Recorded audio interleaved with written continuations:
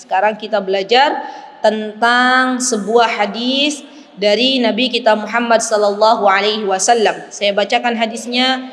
An Abi Hurairah qala al-kabairu sab'un awwaluhun al-isyraku billah wa qatlun nafsi wa ramyul muhsanat wal a'rabiyyatu ba'dal hijrah.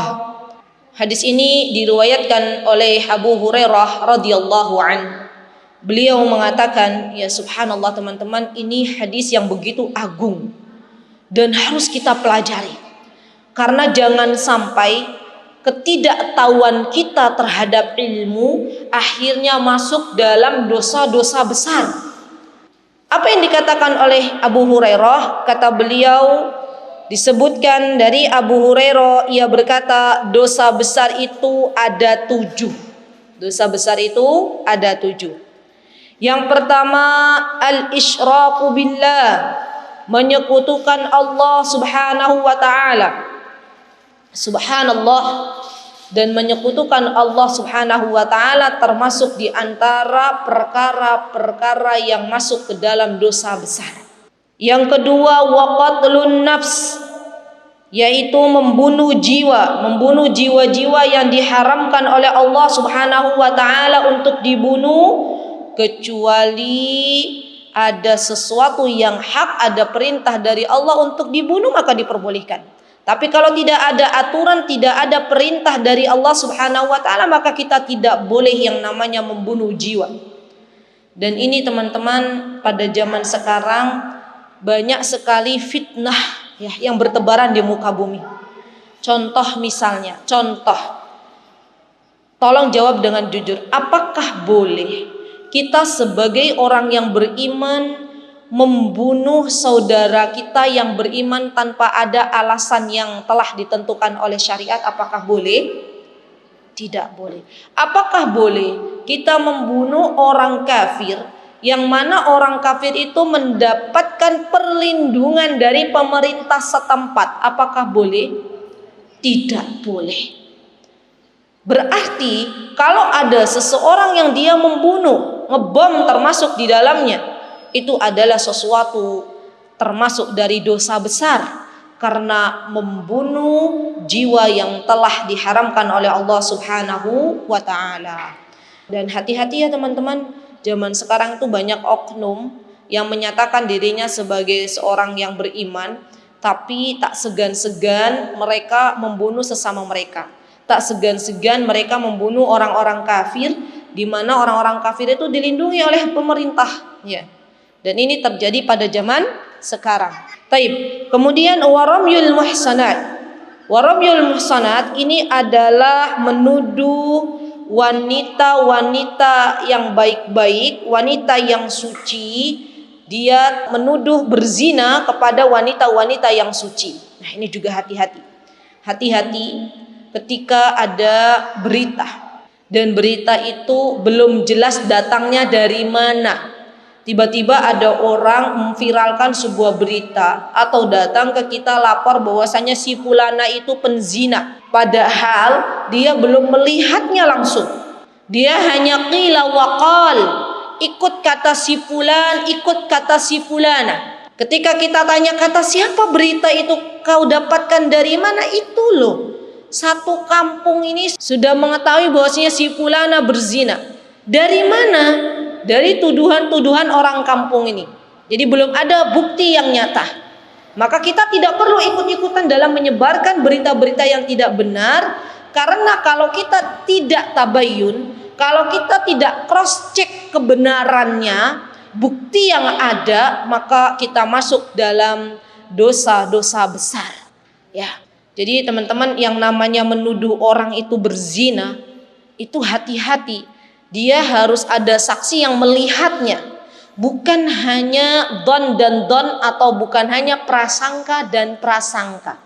Harus ada bukti jelas bahwasanya laki-laki dan perempuan ini berzina.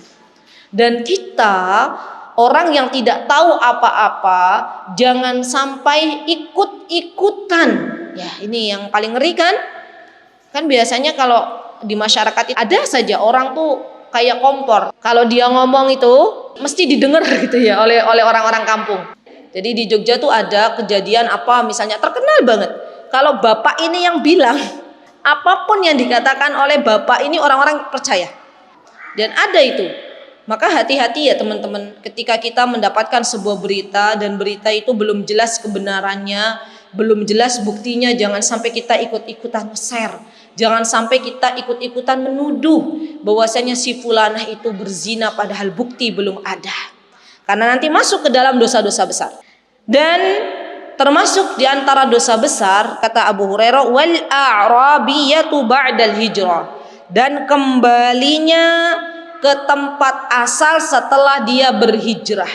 Nah, ini penting nih untuk orang-orang yang sudah berhijrah, dia kembali ke tempat asal, di mana tempat asalnya adalah tempat yang banyak maksiat, banyak manusia-manusia yang melakukan dosa besar misalnya, dan di sana tidak ada dai, tidak ada da'iyah, tidak ada yang menyeru kebenaran, tidak ada yang menyeru kebaikan, maka kembalinya dia ke tempat asalnya itu termasuk dari dosa besar. Kecuali bagi siapapun yang dia akan kembali ke kampung halamannya dan dia memiliki sebuah niat yang mulia. Apa niatnya? Niatnya untuk mengajak atau menyeru kebenaran di tengah masyarakat kampungnya, maka ini diperbolehkan. Jadi yang tidak boleh itu misalnya dia kembali ke tempat asalnya, ya karena apa? Karena di sana kalau dia berbaur lagi terjadi banyak fitnah. Dan ini dijelaskan oleh Al-Hafidz Ibnu Hajar Al-Asqalani. Jadi nggak boleh kembali itu karena apa teman-teman? Karena ditakutkan dia masuk ke dalam fitnah yang ada.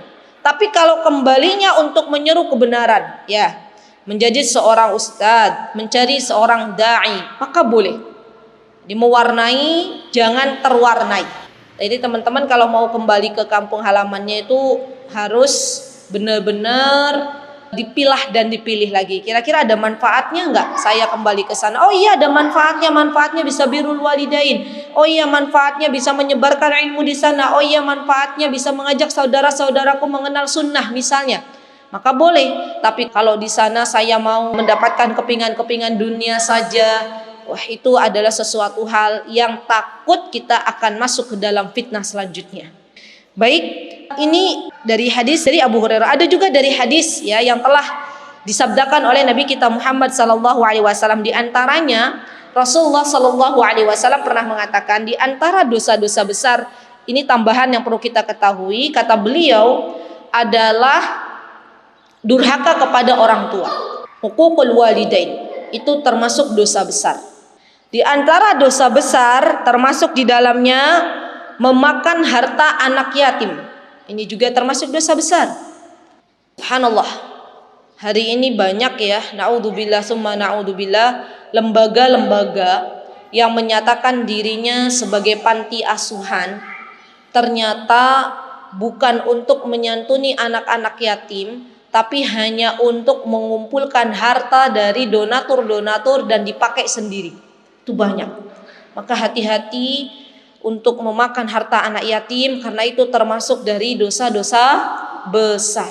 Apa yang mesti kita lakukan ketika melihat anak yatim? Yang mesti kita lakukan adalah menyantuninya, mengasihinya, mengelus rambut mereka, mengelus kepala mereka. Bukan justru na'udzubillah summa na'udzubillah memakan harta anak yatim. Dan nasihat untuk siapapun di antara hamba Allah yang telah diberikan amanah anak yatim ke pundaknya. Misalnya kakaknya meninggal dunia, misal, dan dia meninggalkan anak kecil, ya. Nah, anak kecil itu sudah tidak punya lagi ayah, sudah nggak punya lagi ibu, dititipkan ke kita.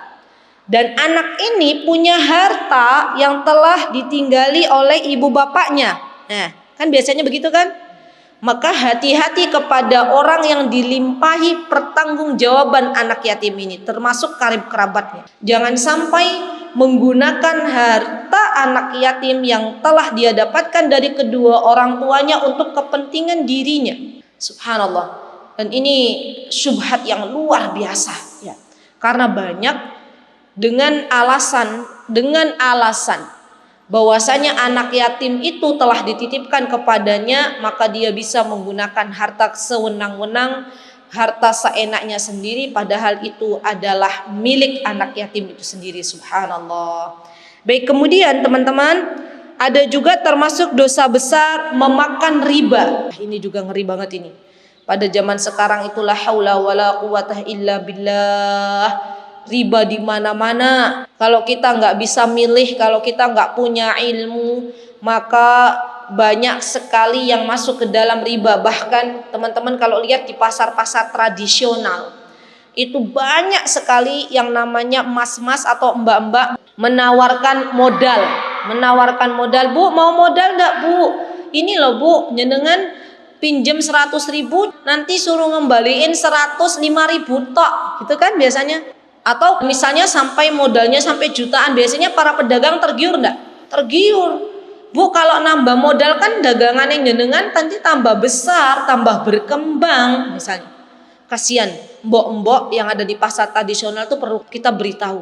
Jangan sampai masuk atau pinjam ke rentenir-rentenir, karena itu termasuk dari bagian riba dan masuk dalam dosa besar. Dan ada juga Rasulullah SAW memberitahu kita bahwasanya di antara dosa besar adalah lari dari peperangan. Ini juga ngeri ya.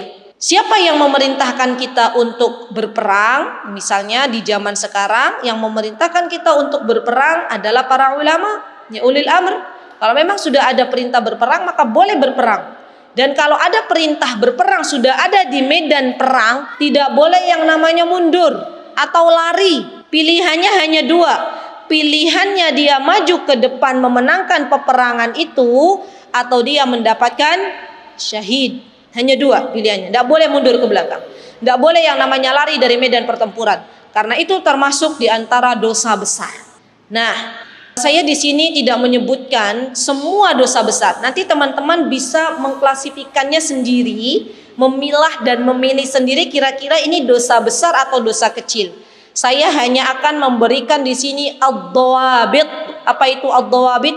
Kaidah-kaidah dasar. Nanti teman-teman cari sendiri ya. Kalau menemui sebuah perintah atau larangan, sebuah larangan, ini termasuk dosa kecil atau dosa besar, teman-teman bisa lihat. Ini yang harus dipahami. Dan ini yang harus diketahui oleh para penuntut ilmu sejatinya. Ya, kaidah-kaidah termasuk dosa besar. Yang pertama, mohon fokus ya, biar nanti teman-teman bisa mengetahui kira-kira ini dosa besar atau dosa kecil. Yang pertama, termasuk dosa besar apabila dosa tersebut disebutkan oleh Allah Subhanahu wa taala di dalam Al-Qur'anul Karim dan hadis-hadis Nabi kita Muhammad sallallahu alaihi wasallam sebagai dosa besar. Sekali lagi, termasuk dosa besar apabila ada nas. Nas itu apabila ada lafadznya dari Al-Quran maupun As-Sunnah yang memang Allah dan Rasulnya sebutkan itu adalah dosa besar. Jadi banyak sekali ya, banyak di dalam Al-Quran dan hadis-hadis Nabi kita Muhammad SAW. Contoh misalnya kata al-kabair misalnya ya, minal kabairidz dzunub. Misalnya di situ ada tuh dari termasuk dosa-dosa besar. Rasulullah menyebutkan itu. Berarti sesuatu yang disebutkan oleh Rasulullah SAW, Rasulullah sudah mengatakan minal kabair, termasuk dari dosa-dosa besar yang disebutkan oleh Rasulullah ataupun dari Al-Quran itu termasuk dosa besar. Kalau di situ disebutkan termasuk dosa besar. Yang kedua, setiap dosa yang dia diancam dengan neraka. Nah, ini banyak banget nih dalam Al-Quran. Ya khalidina fiha wa ma'wahum jahannam, itu kan banyak sekali. Setiap dosa yang diancam dengan neraka atau dengan laknat. Ini juga ngeri nih, perempuan-perempuan yang terlaknat. Kan ada kan? Termasuk diantaranya perempuan-perempuan yang kalau diajak oleh suaminya untuk melayani di malam hari dia nggak mau tanpa ada urusan syar'i. Itu kan ada kan? Maka akan dilaknat oleh malaikat dan terus ada di situ. Ini hati-hati ya teman-teman. Saya tuh pernah baca buku dosa-dosa wanita yang terlalaikan. Itu bagus bukunya. Nanti dibaca. Jadi ternyata tuh banyak sekali ya Allah. Tanpa kita sadari ya. Ya Allah ini termasuk dosa besar. Ya Allah ini termasuk dosa besar gitu ya. Dan itu alhamdulillah kitabnya itu membahas khusus spesial untuk para wanita. Jadi kita bisa membaca ya, Masya Allah. Baik, yang ketiga, yang terdapat hukuman khusus. Dosa besar itu apabila terdapat hukuman khusus. Jadi misalnya nih, biar teman-teman bisa lebih memahami, saya akan coba untuk memisalkan. Misalnya, Rasulullah SAW mengatakan, bukan termasuk dari kami. Laisa minna, begitu kan hadisnya? Laisa man ghasyana falaisa minna. Gitu, barang siapa yang curang maka bukan bagian dari kami.